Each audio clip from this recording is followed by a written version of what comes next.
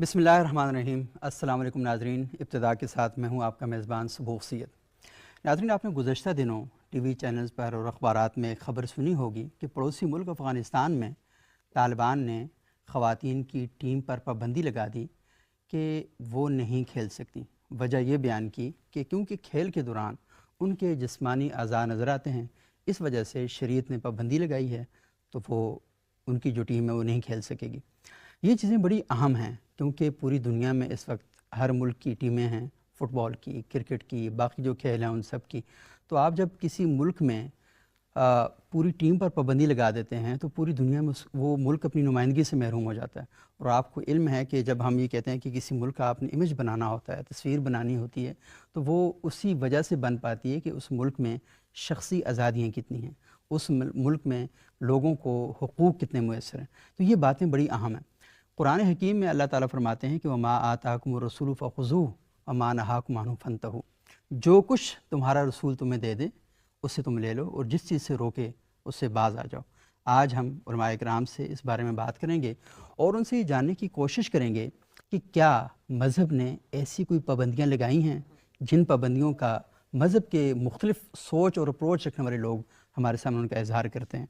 हमारे साथ मौजूद हैं पाकिस्तान के मुमताज़ और जय्यद आलिम दीन जनाब मुफ्ती अतीक़ुर्रहमान शाह साहब। बहुत शुक्रिया मुफ्ती साहब, आप तशरीफ़ लाए।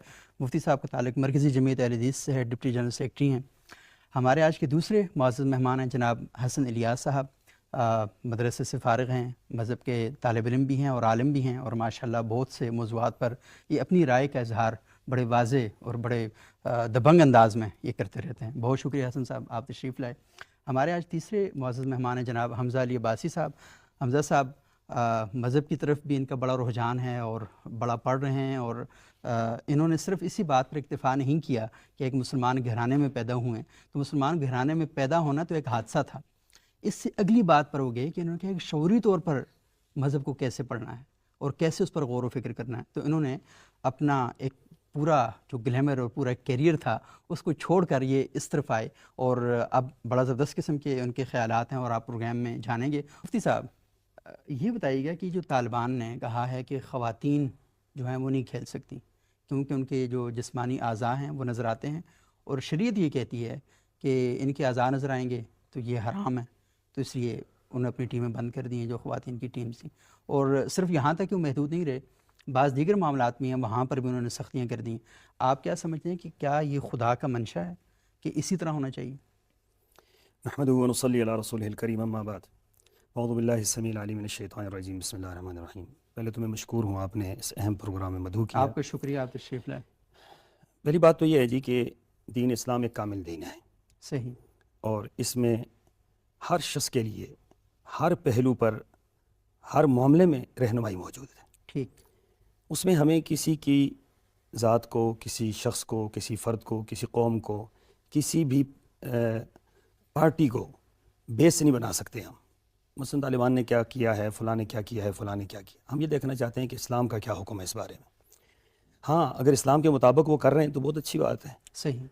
अगर इस्लाम के ख़िलाफ़ कर रहे हैं तो चाहे वो दुनिया का कोई इंसान भी करे, तो वो गलत है। चाहे आलिम दीन है, मुफ्ती है, कोई भी, उसकी कोई हैसियत नहीं है। सही। क्योंकि इस्लाम क्या है? इस्लाम कुरान और हदीस है, अल्लाह और उसके रसूल की बात है। तीसरी बात कोई भी इस्लाम नहीं है। बाकी हमारा फ़हम है, वो गलत भी हो सकता है, ठीक भी हो सकता ठीक है। हो सकता। कुरान और हदीस ये बिल्कुल पेवर चीज़ें हैं और बिल्कुल ऑथेंटिक चीज़ें हैं। इनमें गलती की गुंजाइश बिल्कुल कतई नहीं है। मेरी बात के अंदर गलती की गुंजाइश है, मेरी ताबीर के अंदर गलती की गुंजाइश है, तशरीह के अंदर गलती की गुंजाइश हो, मैं कर सकता हूँ, मेरे अल्फाज में आ सकती है, गलती आ सकती है।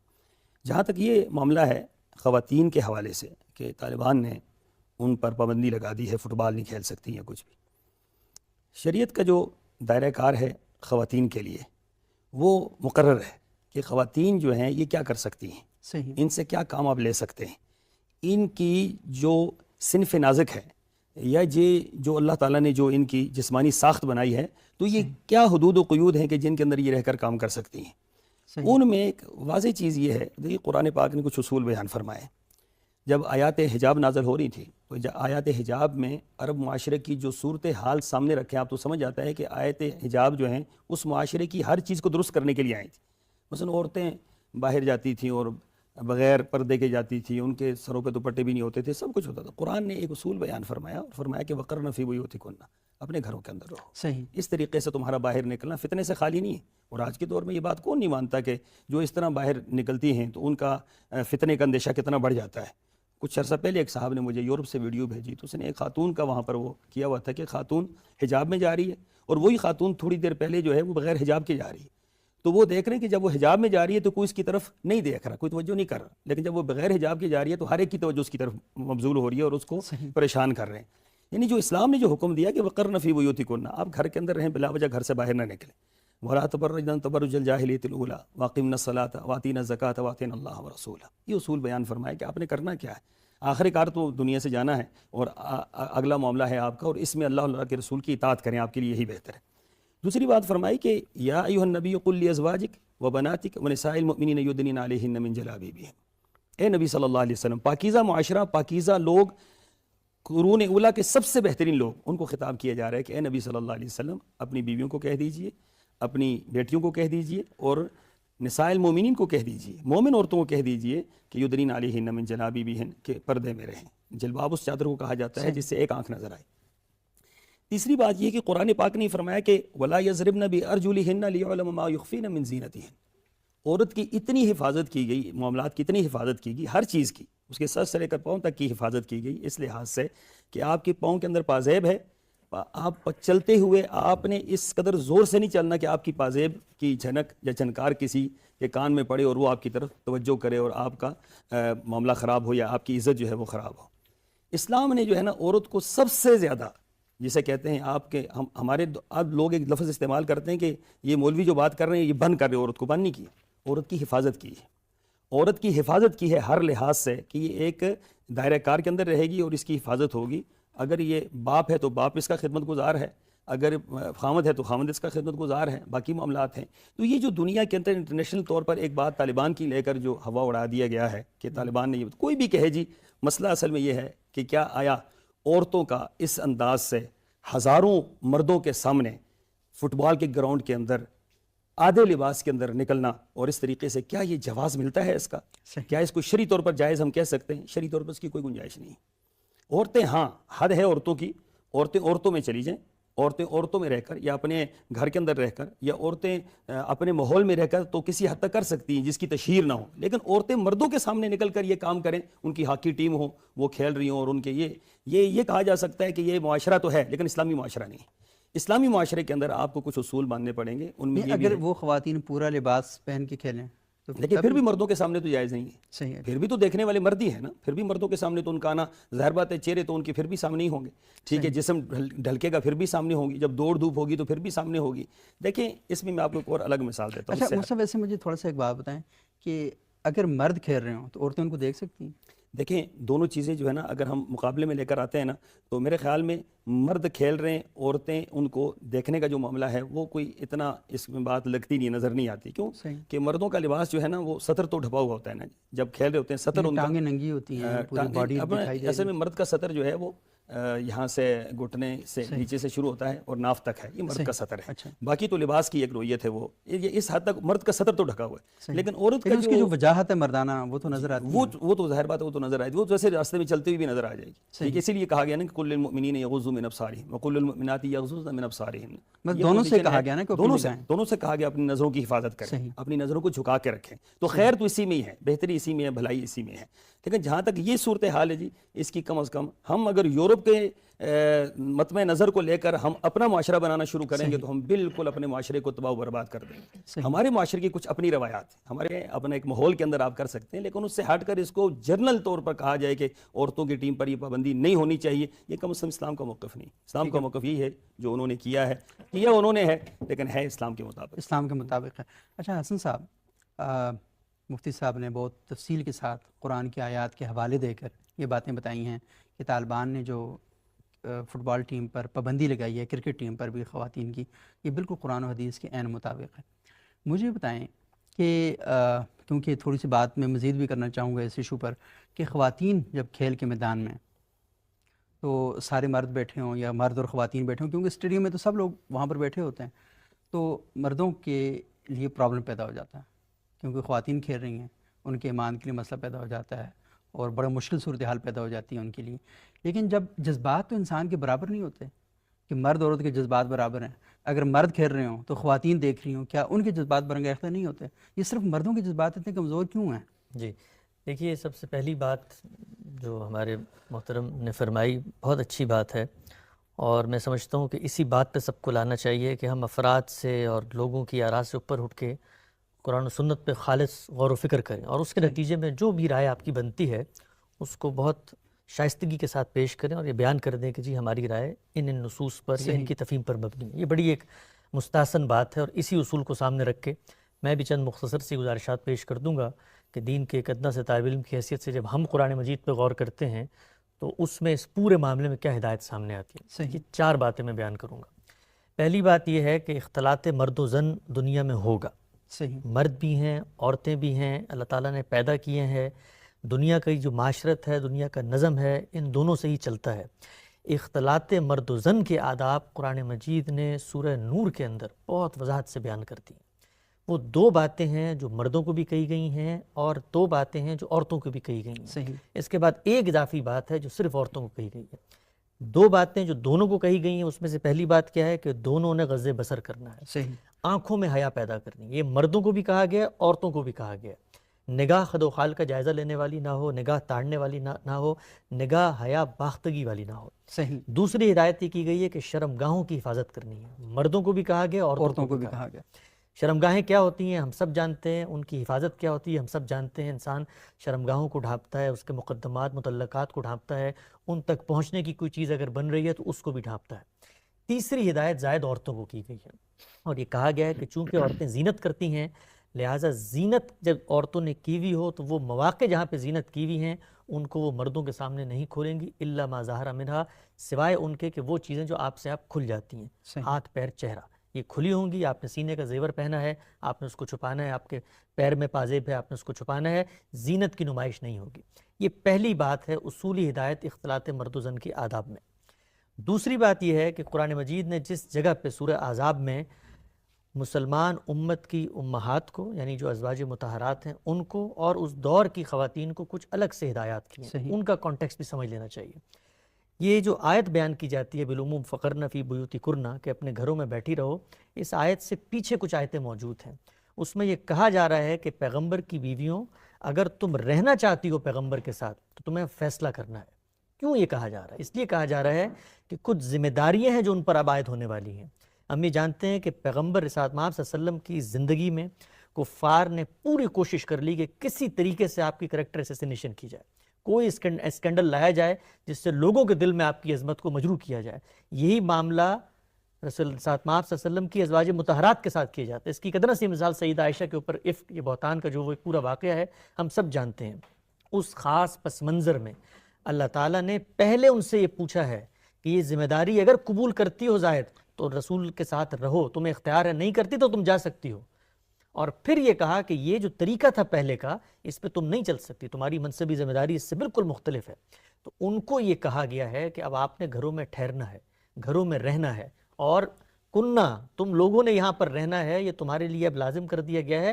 باہر بھی نہیں جا سکتی ہو، اور باہر جاؤ گی تو کوئی اس کے لیے عذر ہونا چاہیے، اس کے لیے کوئی آپ نے انتظام کرنا ہے. اس کے بعد آگے فرمایا کہ یہ جو کفار ہیں انہوں نے صرف مسلمانوں کی امہات کو ہدف نہیں بنایا، بلکہ یہ عام مومن عورتوں کے بارے میں بھی کہتے ہیں کہ ہم تو لونڈی سمجھ کے ان کے ساتھ کوئی اس طرح کا معاملہ کر رہے تھے. کچھ خواتین ریپ ہونے کا اندیشہ پیدا ہوا، منہ اندھیرے صبح نکلتی تھیں، قضاء حاجت کے لیے جاتی تھیں. تو اس موقع پر یہ کہا گیا کہ اپنی علامتیں واضح کرو. یہ جو جلباب کی آیت ہے یہ اصلاً اس موقع کی آیت ہے، اور یہ جس وجہ سے دی گئی اس میں آگے بیان کیا گیا ہے کہ ان یعرفن فلا یؤذین، کہ لوگ تمہیں پہچانے اور اذیت نہ دیں. اور ساتھ ہی بیان کیا گیا جو اذیت دینے والے ہیں یہ بدترین عذاب میں مبتلا ہوں گے اور عنقریب قتل کر دیے جائیں گے. تو یہ خاص صورتحال تھی جس کے اندر یہ بات کی گئی. اصولی ہدایت پردے کے حوالے سے سورہ نور میں، جس کو آپ پردہ کہیں، حجاب کہیں، اختلاط و مرد زن کے آداب کہیں، کچھ بھی کہیں، وہ بیان کر دی. یہ دوسری بات میں نے بیان کی. تیسری بات یہ ہے یہ دونوں ہدایات، کوئی شخص کہے کہ سورہ احزاب میں اصلاً اختلاط و مرد زن کے آداب بیان ہوئے، کوئی کہے سورہ نور میں بیان ہوئے، یہ دونوں ہدایات عورتوں سے متعلق ہیں. وہ جو چاہیں اختیار کریں. میرے پاس آئیں گی میں اپنی رائے پیش کروں گا، کسی اور کے پاس جائے وہ اپنی رائے پیش کرے. مجھے شریعت نے یہ حق نہیں دیا کہ میں یہ کہوں کہ میری انڈرسٹینڈنگ کے مطابق سورہ احزاب میں پردے کی آیات بیان ہوئی ہیں، لہذا اب میں یہ کام آپ سے نہیں کرنے دوں گا. اس کے لیے استقرار حق ہونا ضروری ہے. بتانا یہ پڑے گا کہ اللہ تعالیٰ نے وہ لوگ جو مسلمانوں کی حکمرانی پر فائز ہوتے ہیں ان کو یہ ذمہ داری دی گئی ہے. لوگ بالعموم کہتے ہیں جی ان کو معروف اور منکر کی ذمہ داری دی گئی ہے تو اس کے تحت کر رہے ہوتے ہیں. معروف کا ہرگز مطلب یہ نہیں ہے. اللہ کی جو ہدایات ہوتی ہیں وہ اوامر اور نواہی کی صورت میں ہوتی ہیں. معروف وہ چیزیں ہیں جو بالکل واضح ہیں، الذی عرف، ہر آدمی جانتا ہے، اور منکر وہ عالمگیر برائیاں ہیں. کوئی جھوٹ بولتا ہے، کوئی رشوت دیتا ہے، وہاں پر بھی ہم یہ دیکھیں گے کہ حق تلفی کس کی ہو رہی ہے. ریاست کا دائرہ اس وقت ہوتا ہے جب کسی کی جان مال آبرو کے خلاف زیادتی ہو یا کسی کی کوئی گھر پہ جھوٹ بول رہا ہے. ریاست کچھ نہیں کر سکتی. کوئی شریعت کی خلاف ورزی کر کے اور کوئی کام کر رہا ہے، نماز نہیں پڑھ، یہ فرد سے متعلق احکام ہے. تو اختلاط و مرد زن میں فرد مخاطب ہے. یہ بڑی اہم بات ہے. یعنی ہم طالبان سے اس بات پر اتفاق کر سکتے ہیں کہ جی آپ جو پردے کے بارے میں رائے رکھتے ہیں، یہ رائے ممکن ہے ٹھیک ہو.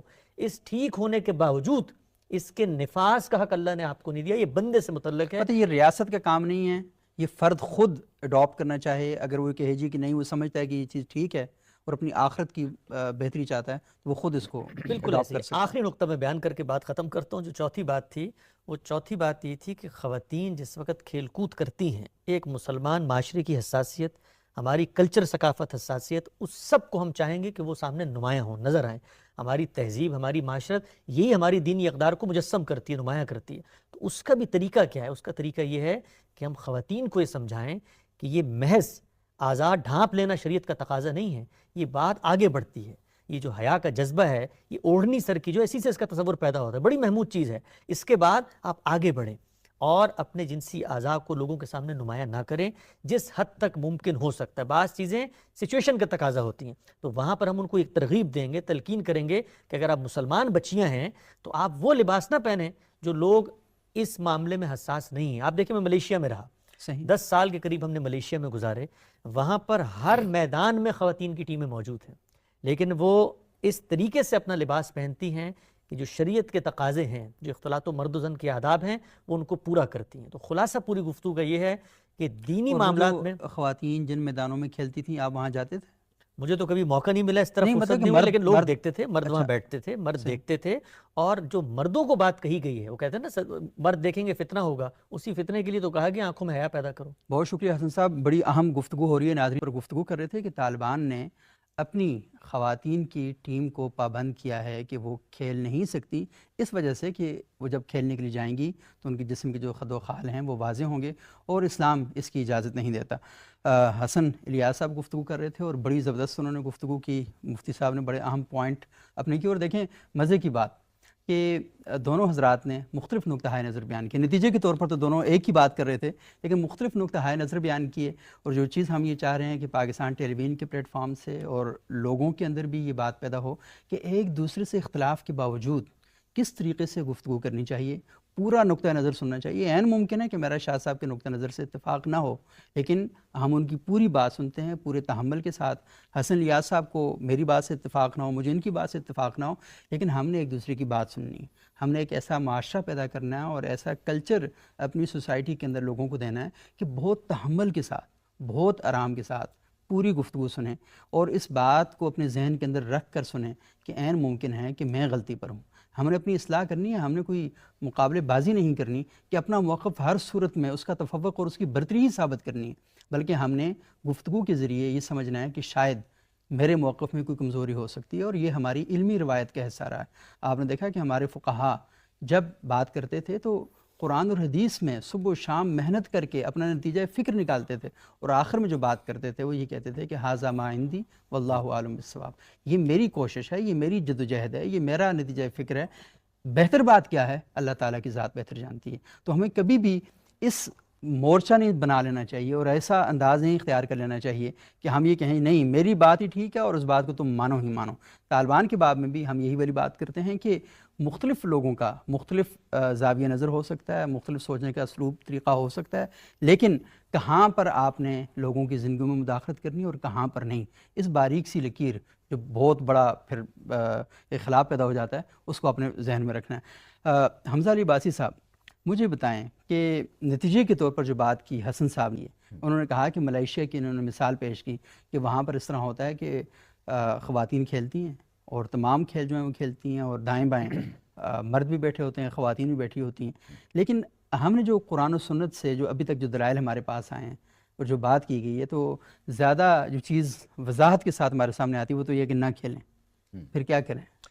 دیکھیے میں اس کو آپ کے شروع والے سوال سے ذرا ریلیٹ کروں گا جی جی کہ جو ایک بہت بڑی چیز تھی جس نے مجھے مجبور کیا زندگی میں، وہ رائٹ ٹرن لینے پہ جو شروع میں ہم نے بات کی یہ آپ نے بڑے مزے کی بات کی. وہ رائٹ ٹرن کے اندر سب سے بڑا اسپیکٹ مجھے یہ تھا کہ دیکھیں ہمارے ملک میں ہی نہیں بلکہ سب کانٹیننٹ میں بھی یہ روایت ہے کہ جو ایک سرٹن نقطہ نظر رکھتے ہیں مذہب کے اندر، دین کے اندر، صحیح. ان میں کچھ ایسے لوگ ہیں، سارے نہیں، وہ بدقسمتی سے اپنے نقطہ نظر کو ایسے بیان کرتے ہیں کہ جیسے وہ ہی اسلام ہے، وہی حق ہے، اور باقی جو انٹرپریٹیشنز ایگزسٹ کرتی ہیں وہ باطل ہیں. صحیح. دوسروں کو ڈیمونائز کیا جاتا ہے، حتیٰ کہ تکفیر تک کر دی جاتی ہے. صحیح. ہم بھی ایسے ماحول میں پاکستان میں پلے بڑے، جو مذہبی لوگوں کو ایکسپوز ہوئے ہم، انہوں نے اپنا نقطہ نظر ایسے بتایا کہ اصلاً یہ ہے اسلام اور باقی سب جو ہیں وہ تو باطل آئیڈیالوجیز ہیں. جس نے مجھے بدلا زندگی میں، جس ایکسپوجر نے، وہ یہ تھا کہ نہیں، ایسی بات نہیں ہے. اللہ تعالیٰ نے اپنا پیغام آخری بار انسانیت کو بہت صاف ستھرے طریقے سے اپنے آخری نبی، اپنے آخری رسول صلی اللہ علیہ وسلم کے تھرو قرآن میں دے دیا. قرآن یعنی کہ اللہ تعالیٰ کی ریکارڈنگ ہے، اسپیچ، ٹیکسٹ میں. اس کے بعد سنت میں دین آیا، اور احادیث مبارکہ جو ایک ہسٹوریکل ریکڈ موجود ہے ہمارے پاس جس میں دین کی ایکسپلینیشن ہے، وہ پیغام آ گیا. اس کے بعد انسانوں نے اس کو سمجھنا ہے نا، انسانوں نے انٹرپریٹ کرنا ہے اس کو. میرے لیے جو ایک ایکسپوجر تھا وہ یہ تھا کہ دین کی بہت ساری انٹرپریٹیشنز ہیں، اور اس میں ہمارا یہ رویہ نہیں ہے کہ یہ ایک صحیح اور باقی غلط ہے. بھئی اس میں مجھے حق ہے کہ میں دیکھوں کہ بات یہ نقطہ نظر ٹھیک ہے یا یہ نقطہ نظر ٹھیک ہے. بحیثیت ریسیپینٹ میرا یہ حق ہے کہ میں دیکھوں ان سارے نقطہ نظر کو. اب یہ آپ کو سامنے دو نقطہ نظر آ گئے. ایک حسن بھائی نے آپ کو دیا جو ایک ڈفرینٹ زاویہ ہے دین کو دیکھنے کا، جس کے اندر وہ احکامات جو مفتی صاحب نے، پہلے تو میں دونوں کی تعریف کر دوں کہ یہ اس طرح کی ڈیبیٹ ایک شائستہ ماحول میں، بہت خوبصورت بات ہے، اللہ کرے کہ اور یہ ہم سب کو لرن کرنی چاہیے. اللہ کرے کہ پاکستان میں یہ ایک نارم بن جائے، یہ رجحان بن جائے میڈیا پہ. تو مفتی صاحب آپ کو بھی خراج تحسین، آپ کو بھی، کہ ایسے ماحول میں یہ باتیں ہونی چاہیے جب دوسرے کو ڈیمونائز نہ کیا جائے. یقین جانے یہ میرے دوبارہ اسلام کی طرف رجوع کا یہ باعث بنا تھا. اچھا. جب مجھے بتایا گیا کہ بھئی دیکھیں ایک چیز آپ کو بچپن سے بتائے گی، آپ کے مائنڈ کو اپیل نہیں کر رہی کسی بھی وجہ سے، کوئی بات نہیں، ایک یہ بھی نقطہ نظر ہے اسلام میں، ایک یہ بھی نقطہ نظر ہے. نتیجتاً جب میں نے ان کو دیکھا تو ایک نقطہ نظر ایسا نکلا جس نے میرے سارے سوالوں کو جواب دے دیا. تو اس لیے ان کو ڈیمونائز نہ کریں. بات یہ ہے کہ ایک انہوں نے نقطہ نظر بتایا، ایک انہوں نے نقطہ نظر بتایا. لیکن اس کی وجہ اگر یہ دونوں یہاں پر لڑ رہے ہوتے، ویسے میں شاہ صاحب تو بھائی ہیں میرے دونوں، لیکن اگر لڑ رہے ہوتے تو پھر آپ کیا حاصل تو کرتے؟ دیکھنے والے تو سارے اسلام کو ہی پھر، ہاں وہ یہ کہتے ہیں کہ جو تربیت اسلام کی انہیں ٹھیک نہیں کر سکی وہ معاشرے کو ایگزیکٹلی جو ان کو آپس میں لڑا رہی ہے، جو ان کو آپس میں بد اخلاق کی گالم گلوچ پہ آمادہ کر رہی ہے جو اسلام کی آئیڈیالوجی، وہ ٹھیک کیسے ہو سکتی ہے؟ اور یہ ماشاءاللہ دونوں وہ لوگ ہیں جو اس علم کو ریپرزینٹ کر رہے ہیں جو کہ اسلام. تو خراج تحسین سے دونوں کو، اللہ کرے کہ یہ رجحان بنے، نام بنے. اب دیکھیں دو نقطہ نظر سامنے ہے. ایک کے اندر لگتا ہے کہ صریحاً پابندی ہے، صحیح بالکل. ایک کے اندر ہے کہ نہیں ہے صریحاً پابندی. وہ جو اطلاق عام والی آیات ہیں وہ اصل میں بڑے اسپیسیفک کانٹیکس کے اندر تھی. ایک میں شناخت قائم کرنی تھی بیکاز باہر ماحول ایسا تھا کہ اللہ نے کہا اگر باز نہیں آتا قتل کر دو ان کو، سیکیورٹی سچویشن. دوسری ازواج مطہرات کے بارے میں اسپیسیفک آیات تھی، ایک ایونٹ تھا.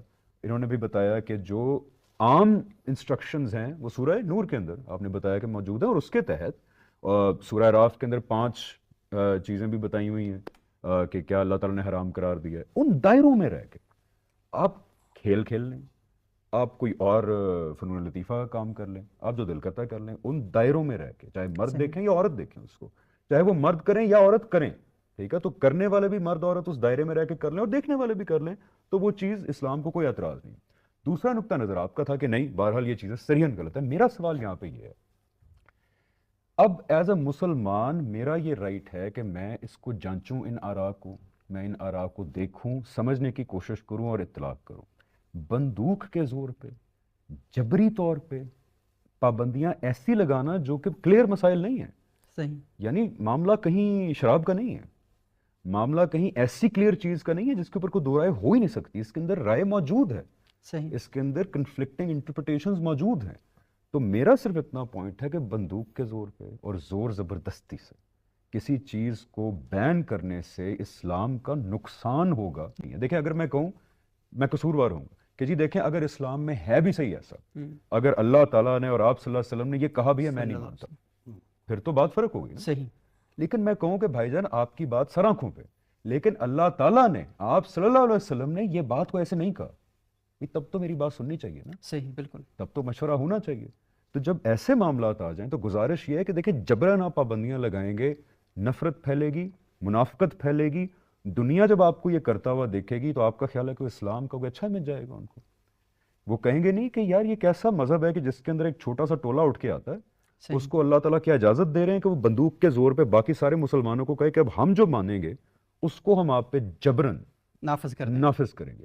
تو میرا پرابلم صرف یہ کہ چاہے آپ اس انٹرپریٹیشن کو مانیں یا اس انٹرپریٹیشن کو مانیں, جبرن آپ اگر نافذ کریں گے, تاکہ اللہ تعالیٰ دین میں جبر نہیں چاہتے, بیکاز اس سے وہ مقصد ہی فیل ہو جاتا ہے جو اللہ تعالیٰ کا کائنات بنانے کا تھا, کہ ہم دیکھیں تم میں سے عمل میں کون بہتر ہے. عمل کا دار و مدار نیت پہ ہے. تو میں اگر جبرن آپ سے کوئی چیز کرا رہا ہوں جو میں سمجھتا ہوں ٹھیک بھی ہے, جبر کے جو بھی چیز ہوگی اس کا اللہ تعالیٰ کے نزدیک تو وہ پورے پلان کے اندر ہی میں نے اللہ تعالیٰ کے خلاف چلا گیا نا. لا اکراہ فی الدین. اچھا, اس میں حسن صاحب کیونکہ پروگرام کا وقت ختم ہو جاتا ہے, تو انسان نے ترقی کی ہے. انہوں نے کہا کہ جو چیزیں خواتین کے حوالے سے ہمارے ٹرائبل ایریا جو بھی ڈسٹرکٹ بن چکے ہیں وہاں پر ہیں, وہ چیزیں اسلام آباد میں نہیں ہو سکتی. لیکن ہم نے دیکھا کہ انہی علاقوں میں کاروکاری ہوتی تھی, انہی علاقوں میں بنی ہوتی تھی, انہی علاقوں میں سوارا ہوتا تھا. علماء کرام نے وہاں پر بات چیت کی, سول سوسائٹی نے بات چیت کی, لوگوں نے, میڈیا نے بڑا رول پلے کیا. اور نتیجے کے طور پر یہ کہ اب انہی بیلٹ جن چیزوں پر کل وہ فخر کرتے تھے اور اپنی ثقافت اور کلچر کا حصہ سمجھتے تھے, آج وہ یہ کہہ رہے ہیں نہیں یہ انسانیت کے خلاف چیزیں ہیں, اور وہ ان سے باغی ہو چکے ہیں, ان سے دور ہو چکے ہیں. تو یہ بتائیں کہ یہ جو انسانی فکر کا اور انسانی ذہن کا ارتقاء ہے, کل تک جس چیز کے لیے وہ مر رہا تھا, آج اس چیز کو کوئی بندہ بیان کرے تو کہتا ہے نہیں یہ غلط ہو رہا ہے. تو یہ جو فکری ارتقاء ہے, یہ سوسائٹی میں یہ جو جمود ہے, اس کو کیسے ختم کر کے کیسے اس کو آگے بڑھا سکتے ہیں؟ دیکھیے, جہاں تک مذہب کا معاملہ ہے تو میں یہ بہت ہی ادب کے ساتھ عرض کروں گا کہ وہ تو قیامت تک کی ہدایت لے کر آیا ہمارے لیے. معاشرے آگے بھی بڑھتے ہیں, انسان کے تمدن میں ارتقاء بھی آتا ہے, اس کی سیاسی حرکیات بھی تبدیل ہوتی ہیں, اس کے ریاستی نظم بھی تغیر پذیر ہوتے ہیں, یہ سب کچھ ہوگا. شریعت چاہتی کیا ہے؟ شریعت چاہتی ہے آپ کا تزکیہ, آپ کی پیوریفیکیشن. یہ پیوریفیکیشن ہے کہ جو انسان سے متعلق ہے. انسان ہمیشہ سے ایک ہی ہے, انسان کبھی تبدیل نہیں ہوتا, انسان ہی رہتا ہے, اس کے مسائل وہی ہیں. انسان کا معاشرہ, اس کا خارج, یہ سب کچھ تبدیل ہو رہا ہوتا ہے. تو شریعت نے جتنے احکامات دیے ہیں وہ انسان کو مخاطب کر کے دیے ہیں, اور وہ قیامت تک کے لیے ہیں. اور ان کا ایک ہی مقصد ہے کہ تزکیہ نفس, اس کا ایک ہی مقصد ہے کہ تزکیہ نفس اور ہو, ایک پاک وجود کیسے قائم کرنا ہے, اور ایک ایسا انسان کیسے تیار کرنا ہے کہ جو اللہ کا ایک مطلوب انسان ہو, اور اللہ کے رسول صلی اللہ علیہ وسلم کی سیرت کے سانچے میں ڈھلا ہوا اور دھلا ہوا انسان ہونا چاہیے. بہت شکریہ ذکر رحمان شاہ صاحب, بہت شکریہ حسن الیاس صاحب اور حمزہ عباسی صاحب. ناظرین, آج ہم نے گفتگو کی طالبان کے اس عمل کے حوالے سے کہ کیا خواتین کے کھیل کھیلنے پر پابندی ہے. علماء کرام نے اپنا نقطہ نظر بیان کیا, اور ہمارا بنیادی مقصد یہی تھا کہ آپ کے سامنے مختلف نقطہ نظر سامنے آ جائیں تاکہ آپ کو فیصلہ کرنے میں یا رائے بنانے میں آسانی ہو. اگلے پروگرام تک کے لیے اجازت دیجیے گا. بہت شکریہ.